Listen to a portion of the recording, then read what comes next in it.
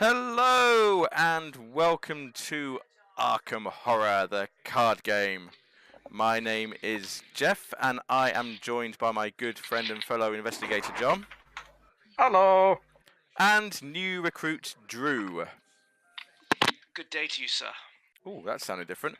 And we are going to start the first big campaign of Arkham Horror, the Dunwich Legacy. And I think I just got hosted. John FBF is now hosting you. Thank you very much, John. Hi. Hi, so the first bit of prologue text for the Dunwich Legacy. Their hand is at your throats, yet ye see them not. I'm going to burn his accursed diary, and if you men are wise, you'll dynamite that altar stone up there, and pull down all the rings of standing stones on the hills. Things like that brought down the beings those Whateleys were so fond of. H.P. Lovecraft, The Dunwich Horror. Which is a really good story, and you should really go and read it. Prologue. Dr. Henry Armitage pours himself a glass of Pinot and sits down at his desk, gesturing for you to sit across from him. I apologise for the short notice, he begins. His face is pale, his forehead sweaty and wrinkled with worry. Armitage, the head librarian of Miskatonic University and a former mentor of yours, privately contacted you in the hopes of gaining your assistance. Eager to help, you made your way to his home in Southside. Upon entering, you were surprised to find his home in disarray. Books and notes litter his desk, and an empty bottle of wine has tipped over onto the ground by the fireplace. You'd always known Armitage to be neat and well organised. The elderly man takes a moment to collect his thoughts. I am looking for two of my colleagues, Dr. Francis Morgan, Professor of Archaeology, and Warren Rice, Professor of Languages. Warren was supposed to meet up with me over supper earlier today to discuss several important findings, but he has since gone missing. At first I thought nothing of it, but I have a nagging feeling something else is going on. A very familiar feeling. You've never seen Armitage quite this worried before. His hands tremble as he reaches for the glass on his desk, and he sips from it nervously. I tried to find Francis, hoping he knew where Warren was, but he too is out of touch. Francis has been spending a lot of time in some gambling den, or so I am told. I sent for you because I am worried Warren might be in trouble. I would appreciate it greatly if you could find him for me. You may also wish to ask Francis for help if you can reach him. And now we have a choice to make. Professor Warren Rice was last seen working late at night in the Humanities Department of Miskatonic University. Let's search for him there. Or Dr. Francis Morgan was last seen gambling at the Clover Club, an upscale speakeasy and gambling joint located downtown. Let's go talk to him. So do we search for Professor Warren Rice first, or do we go for Francis Morgan first? So who can give us information about the other one? Professor Francis Morgan it says ask him for help if we can reach him, because Professor Armitage tries to reach Francis Morgan but was unable to. I think because he was drunk out of his mind. Professor Warren Rice has gone missing at the Miskatonic University. But okay. Well, let's go to the speakeasy. Let's go to the speakeasy. Are we alright with that? We're going to go for a night on. We're going to go for the town. Sounds good. I'll defer to your superior detective skills. Okay. Let's go to the speakeasy. I'm now going to create the server and load the game. The reason why I did that was because I had to set up both scenarios before we started. I will ping you both the appropriate password. Okay, so while that's loading,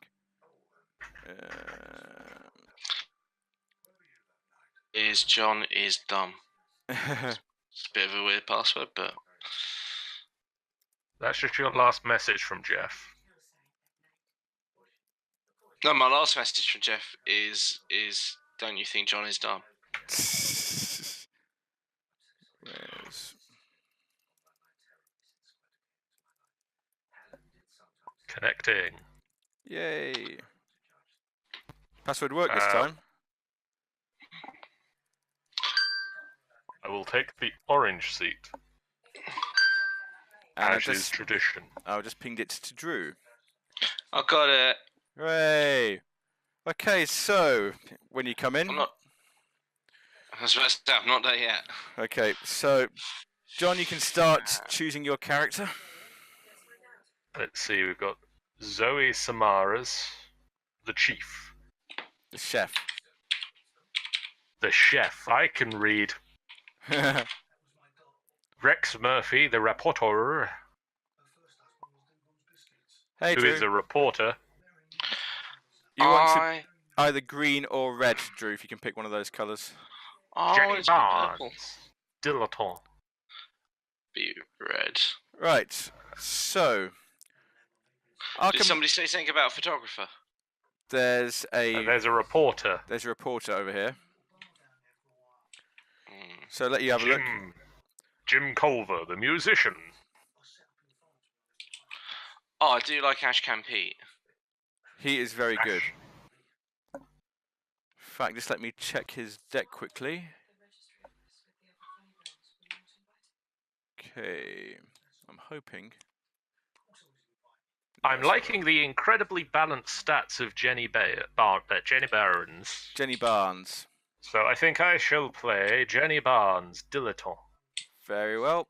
I'm just I shall put that back on the table because that's meant to go about here. Yep. So Drew, your characters? If you see, you have stats along the top. Willpower. Yeah, I'll take Ashcan Pete. You take Ashcan Pete, okay. Yeah, before you tell me how they actually play, I'll just take that guy. That's fine. Before you tell me anything useful that I might like to know. So grab him and take him over to your playmat, and grab his deck and his counter as well. How do I twist cards? Right, yeah, that way. Yep. And put him in the area above it, because that's going to be used for playing cards at the moment. Yep, there. Put his deck also there, and take his... All of his deck. All of his deck. Just want to take it one at a time. Where should I place this? Again, next to the character. If you're doing that... So can I just have a look at what we've got? We've got... I'm Jenny Barnes, dilettante. So who should I take? Which is lots of fun. Do I shuffle my deck?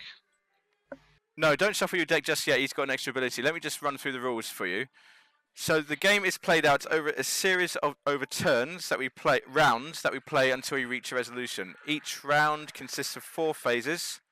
The Mythos phase, where bad stuff happens. The Investigator phase, where we do our actions. The Enemy phase, where any enemies get to act. And the Upkeep phase, where we basically ready everything. So, who shall I take? I'm going to take Zoe Samaras, whose job is to make things not be things anymore. Now, if you look I thought her job was... Thank you. Her job was a chef, yes, but she specialises in making things not be things anymore. Now, if you look at your investigator card, you've got stats along the top.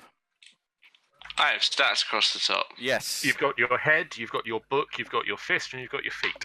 So it's willpower, intellect, combat, and evasion. You also got an ability. Drew, what's your ability, the first ability on your... You begin the game with the Duke in play. So draw the top card of your deck, Drew. Just you. Draw the top card of your deck and flip it. Hey, it's Duke. Yeah, and put him in one of the blank spaces on your paper. You got a puppy. Have you seen what this guy does, though? Yeah, that's one of the blank spaces, that one. Yeah.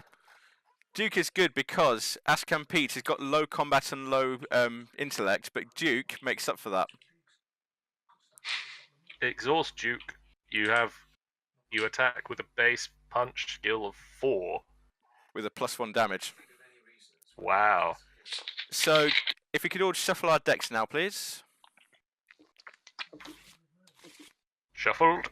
And I'll shuffle the encounter pile. And we can draw 5 cards from our decks, please. Drew, if you right-click on the cards and you can click draw. No, I need to shuffle it first. And if you draw a weakness, draw a new card and put the weakness back in the deck. Draw. Unless you're me, and you managed to draw both of them. Nope, I'm good. I'd managed to draw both of my weaknesses. I just call weakness. Geoff, we're not actually seeing gameplay on the screen just We're yet. still kind of setting up, so we're okay. I'm aware. There we go. Just to alert you to this fact. That's fine. I'm not used to starting from from that one, but okay. Welcome to the Clover Club. What have I got? That's fine. That's fine. That's fine. That's fine. I'm going to swap this one out and swap that one out and try and get some new cards. If you wish to, you can redraw your cards. You're looking for assets or events mainly. That's interesting. Very well. And that's my hand set up. So you start with a hand of 5 cards. I mean, I don't know if this is a good hand, really. Let me just get rid of these other 2 players who we're not using at the moment. So you'll figure. I think at the moment we should be fine for what we've got. So first turn, we start. Place your character tokens at La Bella Luna. Is the card at the top over here. Don't put it on there because I'm going to flip this card now. La Bella Luna was a multi-purpose establishment. Oh, we can just give up here. We can just give up here, yes. If you. Let's do it. The resign action there means that we can just give up and go away. So on our turn, we have 3 actions, and we can either draw a card from the deck into our hand, take a resource, and resources are the little boxes on your character sheet. So you just add one to that. We can play a card from our hand by paying the resource cost and putting the card into play. If it's an asset, it goes onto your paper mat down here. How do we pay for a cost?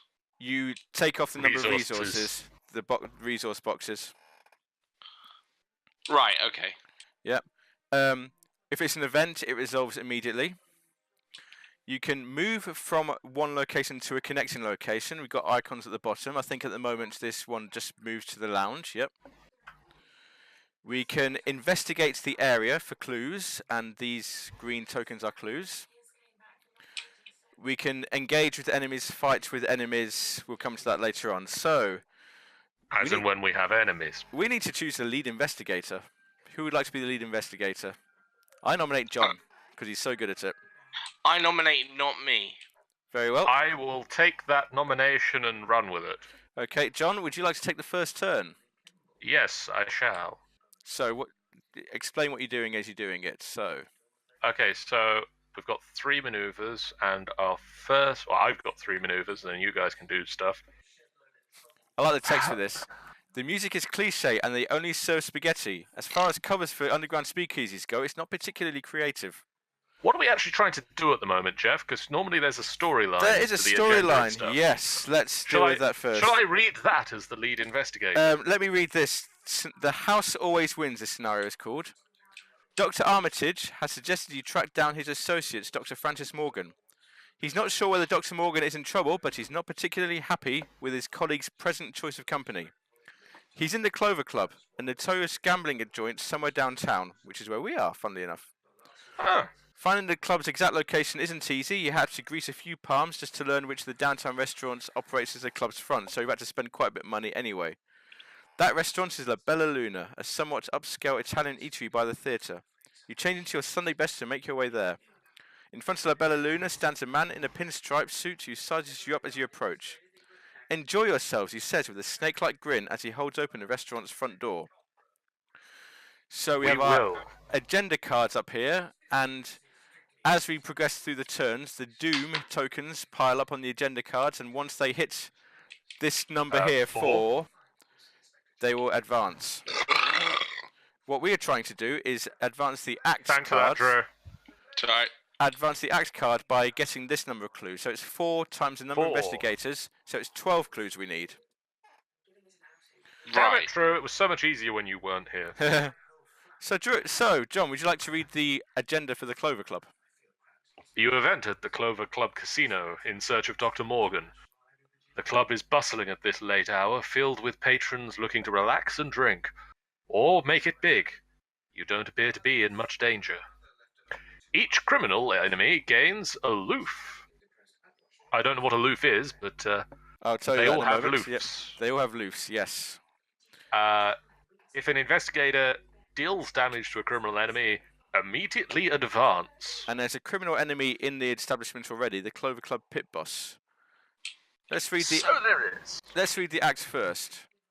You need to find Dr. Morgan. The club is packed. Perhaps somebody knows where he is. When you reveal a chaos token, this is a reaction ability, so after we reveal a chaos token in a check, we may trigger this ability. You may treat that token as if it were any other token in the chaos bag. If you do, remember that you have cheated, and we can do that as a group once per round. When the investigators have collected the requisite number of clues, they must immediately advance. So we don't even need to do it, it just happens straight away. Okay. Aloof means that criminal enemies, like this guy down here, won't attack us straight away. Oh, that's nice of them. But if we deal damage, or we force them to attack, this guy is a forced, if we get clues at this guy's location, he will immediately attack us. And if we damage any criminal, this agenda immediately advances. I think we're all caught up now. I am fully aware of things. Remind me, which is the shroud number? Is it 2? It's the black number, 2. Right, yeah, so it's 2 here. So John is going to make an intellect check to try and get a clue from this location. And to do that, he can look at his book number on his card, which is 3. Play any number of cards from his hand to increase that. They've got little icons down the left. He's looking for. He plays cards that have book tokens. He's doing something. He's playing a flashlight. That's his first action. I found a flashlight, guys. Hey, what does that let you do? It allows me to reduce. I can spend 1 supply that is on it. There's 3 supplies on it. If I spend a supply, the shroud for the area goes down by 2. That's good. So it's 0.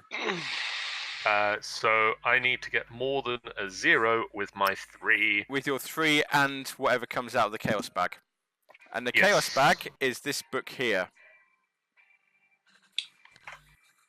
This book up here. +1.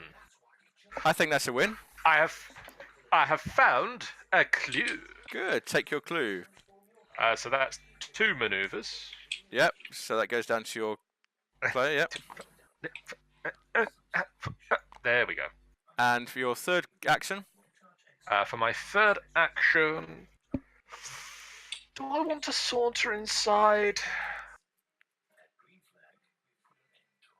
And where can I go if I go inside? If you go inside for now, you can just go to the lounge itself. But then once you're in there, you can... I mean, I can go to the lounge, and then from the lounge, I can go to... Yeah, that'll be your next turn then, yes. Either of the other locations, yeah? Yes, yeah. So I'm going to saunter inside, and... Okay. I'm going to shuffle myself, apparently. And then I'm going to flip myself over. While it is Act 1, Clover Club Lounge gains. Action, discard an ally asset from your hand. Gain 2 clues from the token pool. But if we gain tokens here... This guy attacks us. There are no tokens here by default, though, so we're not in any danger of him doing that unless we do the thing that it says. Yes. So... That's your guys, that's mine. It's up to you now. Okay, Drew, would you like to go next? I'll talk you through it. Yeah.